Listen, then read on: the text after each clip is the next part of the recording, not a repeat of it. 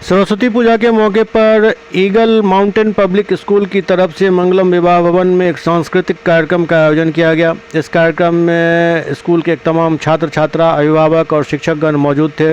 इस दौरान स्कूल के छात्र छात्राओं ने एक से बढ़कर एक प्रस्तुति दी, जिससे उपस्थित जनसमूह मंत्रमुग्ध हो उठा।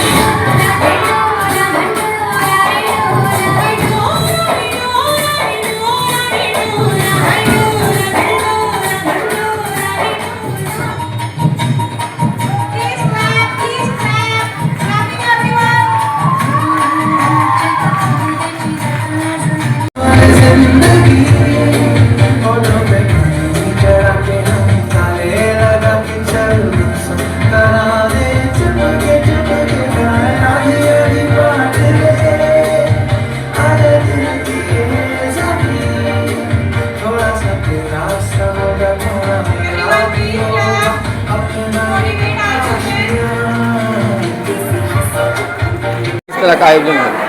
एक्चुअली बच्चे के लिए हर एक साल एनुअल फंक्शन का है और सर सोमनाथ बस आए हैं, उनके आगमन के लिए हम लोगों ने ये आयोजन रखा है।